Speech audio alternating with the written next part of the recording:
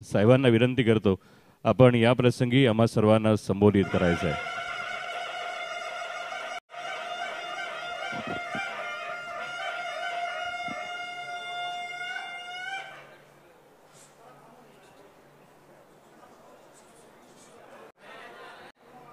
याचे असा विचार आहे की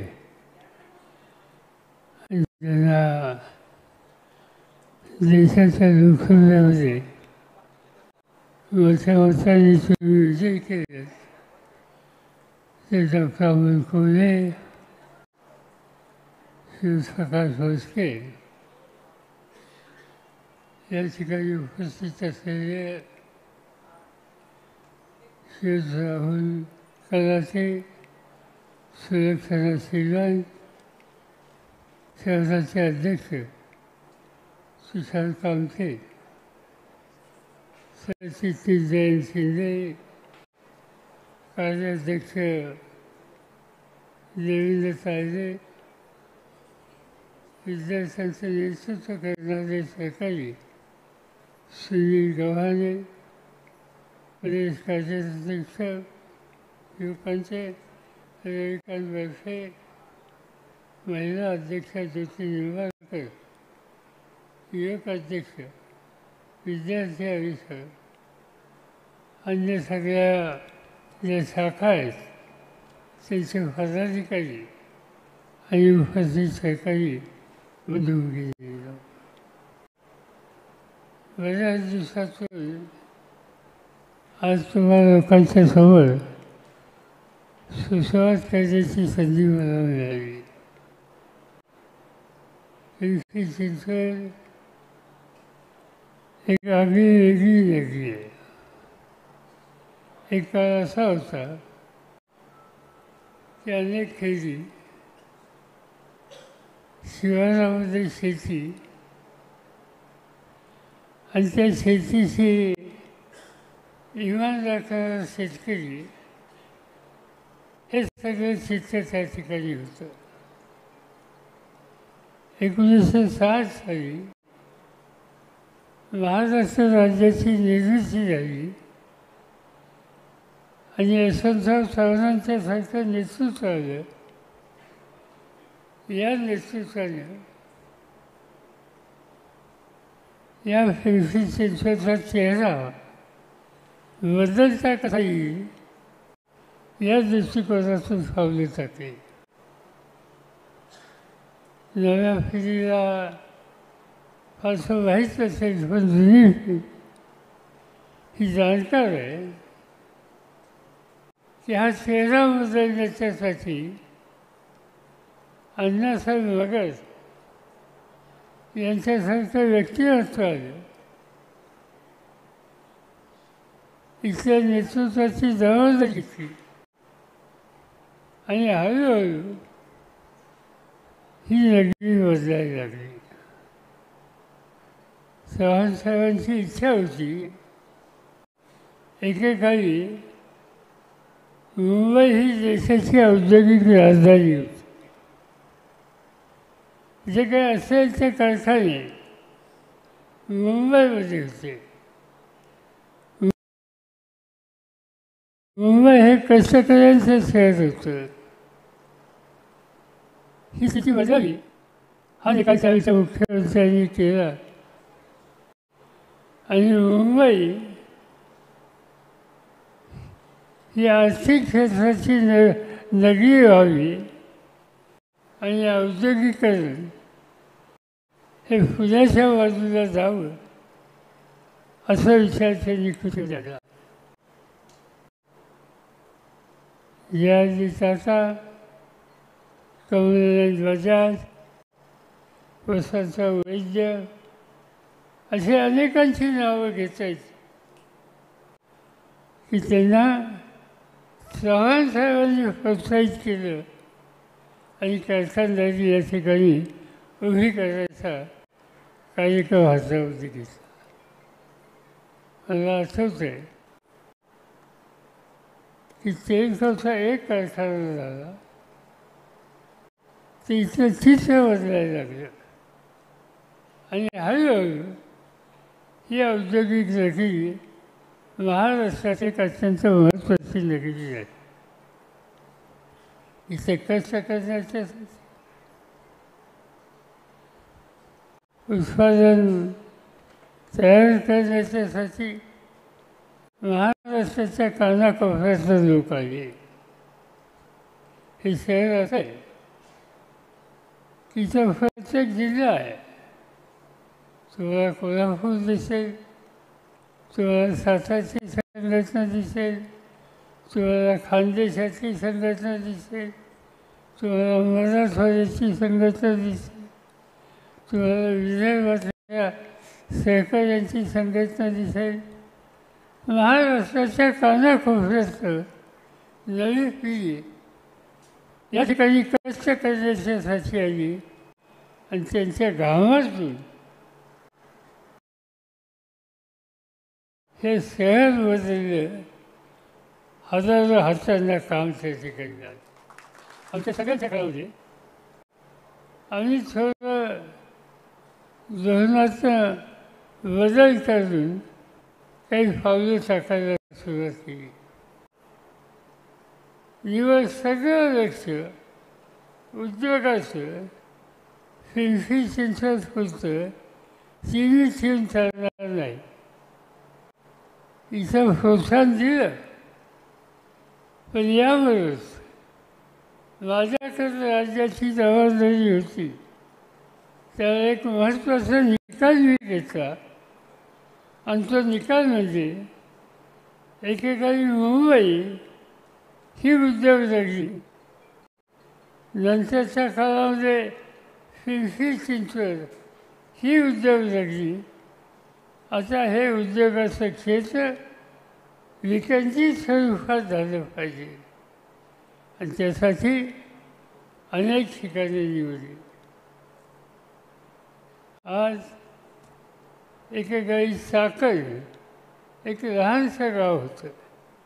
आज चाकणचा चेहरा बदललेला आहे. अनेक कारखानदारी त्या ठिकाणी उभी आहे. मला आठवत आहे त्या दिवशी मी नगरवरून पुण्याला येत होतो आणि राजगावच्या गणपतीशी याचं दर्शन घेतल्याच्या नंतर समोर सगळी फरीक जमीन होती. माझ्यावर आमचे सहकारी होते त्यावेळेचे जिल्हा परिषद अध्यक्ष, ज्यांचं नाव बापूसाहेब फिटे. तर बापूसाहेबांना विचारलं की सगळी फरीक जमीन कुणाची आहे आणि कोणतं पीक घेतलं जातं. त्यांनी सांगितलं शिरूर तालुका हा दुष्काळी तालुका आहे. जमीन आहे पण पाणी नाही आहे. त्याच्यात बदल केला पाहिजे. मी म्हटलं इथं कारखानदारी करायला प्रोत्साहन दिलं तर काही दिलं किती. परत आलो पुण्याला, कलेक्टरला बोलून घेतलं आणि त्यानं सांगितलं की रांजणगावला मला कारखानदारी उभी करायची आहे. त्यासाठी जे करावं लागेल ते करायचे निर्णय घ्या. आज तुम्ही बघितलं असेल तर रांजणगाव हे पूर्णपणानं बदललेलं आहे. तीही एक औद्योगिक नगरी झाली. हे तिथं थांबलं नाही. सासवडला उद्योग झाले, जेजुरीला उद्योग झाले, बारामतीला उद्योग झाले, खाली इंदापूरला उद्योग झाले, इकडे सिल्वरला उद्योग झाले. हे पिंपरी चिंचवडच्या आजूबाजूला कारखानदारीचं झालं हे उभं करण्याच्या संबंधीचं काम अवघड लोकांनी केलं आणि ते पाठीमागं एक विकासाचा दृष्टिकोन होता आणि त्या दृष्टिकोनाला खऱ्या अर्थानं प्रेरणा कोणी दिली असेल सुरुवातीला तर ती पिंपरी चिंचवडनी ह्याच प्रेरणा दिली आणि त्यामुळे आपल्याला चेहरा बदललेला दिसतोय. आज स्थिती वेगळी आहे. आज हे शहर वाढलं, शहराचं चित्र बदललं. पण इथं समाजकारण, इथं राजकारण याच्यामध्ये अधिक लक्ष घालायची गरज आहे. अनेक वर्ष हा सगळा परिसर तुमच्या माझ्या विचाराच्या लोकांचा परिसर होता. याचं नेतृत्व मगाशी मी सांगितलं त्या भागाने अण्णासाहेब वगैरेंनी केलं, डॉक्टर महाजननी केलं. नंतरच्या काळामध्ये आम्ही लोकांनी लक्ष घातलं. नंतरच्या काळामध्ये रामकृष्ण मोरे आणि काही सहकाऱ्यांनी लक्ष घातलं. अशा अनेकांची नावं घेता येतील. या सगळ्यांनी या शहराचा चेहरा हा बदलण्याच्यासाठी खस्ता खाल्ल्या, कष्ट केले आणि इथं विकास करण्याच्या उद्देशाची काळजी घेतली. आणि याच्यामागं गांधी नेहरूंचा विचार हा अत्यंत महत्त्वाचा विचार, जो काँग्रेसचा विचार म्हणून ओळखला जातो. आणि त्या विचाराने काम या ठिकाणी झालं. आज हीच विकासाची गाडी आपल्या पुढं गतीने न्यायची. आज नवीन प्रश्न आहेत. मी काय अधिक बोललो आपल्या सगळ्यांचा वेळ घेऊ इच्छित नाही, पण अनेक प्रश्न आता नवीन झालेले आहेत. आज या शहरामध्ये 24 तास पाणी ही लोकांची मागणी आहे आणि त्या संबंधीचं लक्ष घातलं पाहिजे. आज या शहराच्या आजूबाजूला अनधिकृत बांधकाम झाली,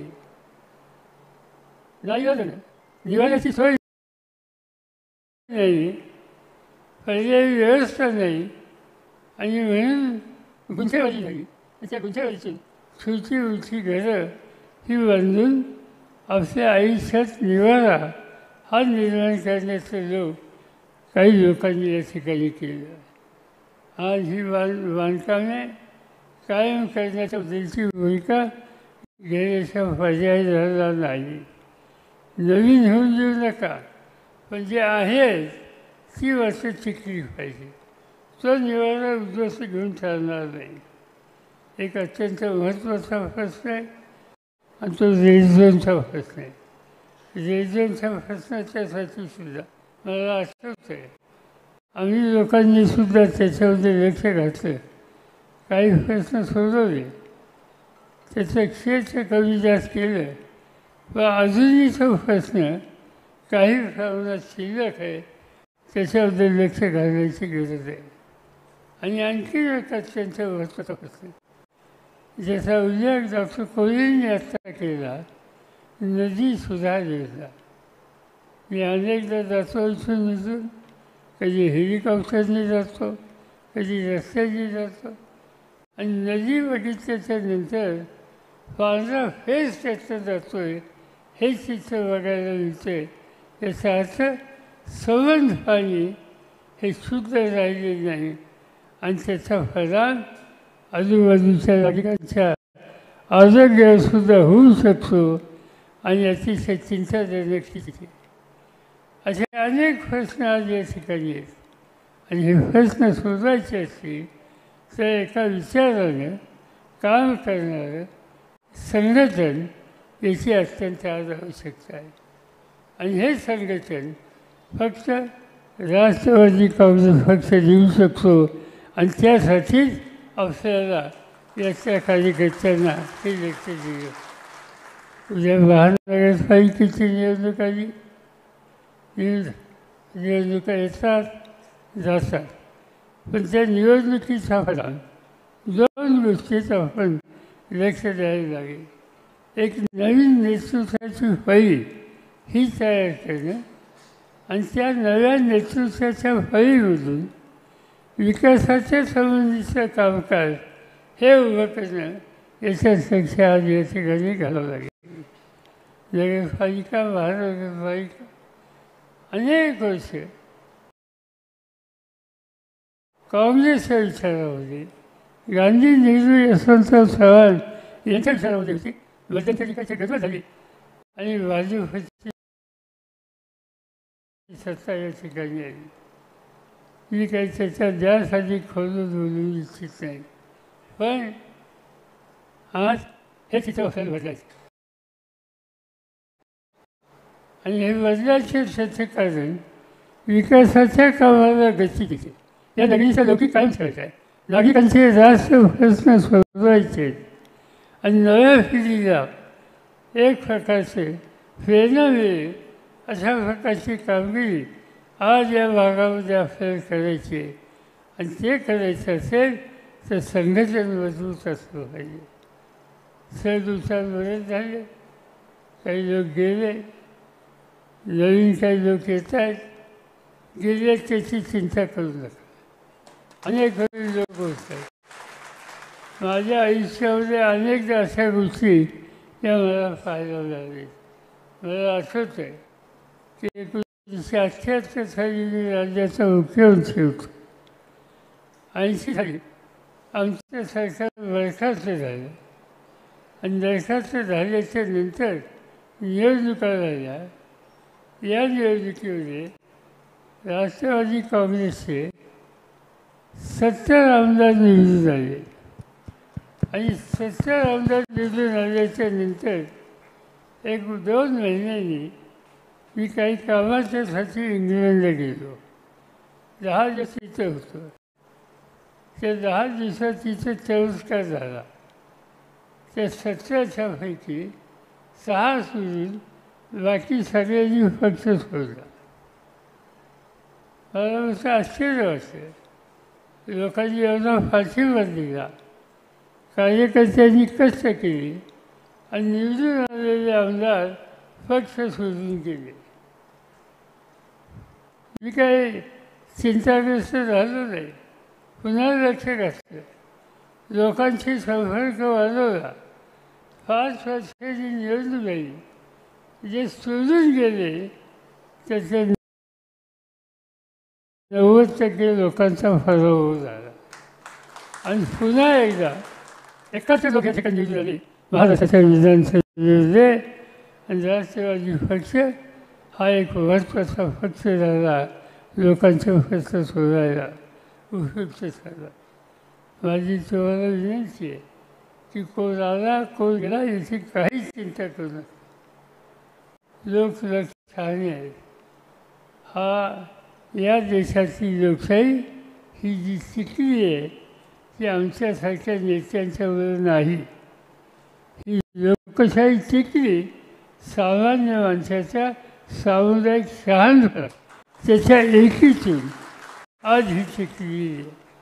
आणि त्यामुळे सामुदायिक माणसाचं शहाणपण याचा सन्मान करणं, त्याच्यावर उभं राहणं हे काम तुम्हाला मला सगळ्यांना करावं लागेल. आज अनेक जण वेगवेगळ्या विचार असतील.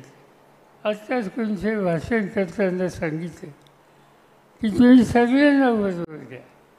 सगळ्यांना बरोबर घ्यायला काही चिंता करायचं कारण नाही. पण सगळे म्हणजे कोण? सगळे म्हणजे गांधी, नेहरू, चव्हाण यांचा विचार, फुले शाहू आंबेडकर यांचा विचार हा जो सगळे म्हणत असेल तसे सगळे मला बांधू आहे. पण सत्तेच्यासाठी भाजपवर जाऊन बसायचं ही भूमिका कुणी मांडत असेल तर हा विचार काँग्रेसचा विचार नाही. आणि त्यामुळं कुणाशीही संबंध ठेवा पण भाजपशी संबंध हा काँग्रेसच्या विचारात असू शकत नाही. आणि त्यामुळं अशा पद्धतीने संधी साधू करायचं राजकारण हे आपल्याला प्रोत्साहित करायचं नाही. आणि त्या दृष्टिकोनाचं पावलं हे आपल्याला टाकायचे. आज या मतदारसंघामध्ये म्हणजे असं चित्र होतं. लोकांना वाटतच होतं की आता हा पक्षाला काही भविष्य आहे का नाही. पण मला अतिशय आनंद आहे की या सगळ्या कामाने आपल्या सगळ्या कार्यकर्त्यांनी विशेषतः तुषार कामते असोत, सुरेखा श्रीवंत असोत, राहुल कलाचे असोत, अरुण बोराजे असोत, प्रकाश मस्के असोत, अनेकांची नावं या ठिकाणी घेता येतील. देवेंद्र तायडे, नेते जयंत शिंदे, सुनील गव्हाणे किंवा रविकांत बसवे अनेकांची नावं घेतायची. या सगळ्या अस्वस्थ परिस्थितीमध्ये पुन्हा एकदा पक्षाचा झेंडा आपल्या खांद्यावर घेऊन पक्ष पुन्हा मजबूतीने उभं करण्याचा निर्धार केला आहे. आणि माझ्या मते हा कार्यकर्त्यांचा नेतृत्वाचा संघ हा तुमच्या माझा सगळ्यांचा ठेवा आहे. आणि त्या ठेव्यात आपण नक्की इथे चित्र बदलू. तुम्ही निवडणुकीची काळजी करू नका. इथं आपण सगळ्या जागा लढू. आपल्याबरोबर तुम्ही येत असेल विचारांनी कार्यक्रमांनी पिंपरी चिंचवडच्या हिताचं रक्षण करण्याच्या भूमिकेने जे कोणी येत असतील त्यांच्याशी नेतेमंडळी विचारविनिमय करतील. आणि शेवटी जास्तीत जास्त नवीन कार्यकर्त्यांना संधी देऊन एक नवीन नेतृत्व प्रत्येक वादात कसं तयार होईल याची काळजी ही आपल्या सगळ्यांना घ्यायची. मी तुम्हाला हा विश्वास देऊ इच्छितो. उद्याची महानगरपालिकेची निवडणूक तुम्ही चिंताच करू नका. आपण सगळ्यांना फिरीला उभं करू. भगिनींना संधी याच्यामध्ये द्यावी. आणि पुन्हा एकदा या ठिकाणी विचारानं काम करणाऱ्यांच्या हातामध्ये हे शहर आहे ही स्थिती निर्माण करू. मध्यंतरी या भागात या शहराच्या ज्यांनी वाचण्या केल्या नदीच्या पलीकडे एक नदीच्या अलीकडे पलीकडे आणि नवीन व्यवसाय हा सगळं राजकारणात सुरू झालेला आपण जो इथं पाहिला हे सगळं स्वच्छ करायचं आहे. जसं नदी सुधार योजना त्याचा खराब पेच घालून तिथलं पाणी स्वच्छ होईल तसंच इथं नेतृत्वाचं सुद्धा एकंदर चित्र हे स्वच्छ करायचं आहे. आणि ते करण्याच्यासाठी तुम्ही सगळेजण कष्ट करू हीच खात्री या ठिकाणी मी आपल्या सगळ्यांना देतो. मी तुम्हाला एक विश्वास देतो की याच्यात अधिक लक्ष घालण्याचं काम मी स्वतः आणि बाकीचे सगळे सहकारी राहतील. तुम्हाला फोलकर राहणार नाही. तुमच्या सगळ्यांच्या सामुदायिक शक्तीतून आपण पुन्हा एकदा हा पक्ष या ठिकाणी बांधू शकू. माझी एकच आग्रहाची विनंती नेतृत्वाला की तुम्ही सगळ्यांना बरोबर घ्या. ओबीसींना बरोबर घ्या. कामगारांना या ठिकाणी त्यांचे प्रश्न त्याच्यात लक्ष घाला. महिलांना संधी द्या. समाजाचे विविध घटक आहेत त्या सगळ्या घटकांना हे शहर माझं आहे हा पक्ष हा विचार माझा आहे ही तिची भावना त्यांच्या मनात तयार होईल. या पद्धतीनं आपण काळजी घेऊया. लोक तुमच्याबरोबर आहेत. पिंपरी चिंचवड आणि इथला जनमानस हा मला पूर्ण करतो तो तुमच्याबरोबर आहेत. फक्त तुम्ही तयारीत राहा. त्यांच्याशी समरस राहा. त्यांच्या सुखदुःखाची त्यांच्या फाशीशी उभं राहा. तुम्हाला यश हे दिल्याशिवाय राहणार नाहीत. त्या यशाच्यासाठी तुमचा प्रोत्साहन या ठिकाणी मी करतो आणि माझे 2 शब्द सोडतो. क्या बात आहे. जोरदार टाळ्या वाजल्या पाहिजे सर्वांच्या. आणि साहेबांनी आवर्जून सांगितलंय की संघर्ष जितना बडा रहेगा जीत उतनी शानदार होगी. जोरदार टाळ्या वाजून पुन्हा एकदा आदरणीय साहेबांचा आपण या ठिकाणी आभार मानूयात. आणि साहेबांनी बोलताना एक विचार आवर्जून सांगितलाय तुम्ही चिंताच करू नका. त्यामुळे गड फक्त लढवायचा नाही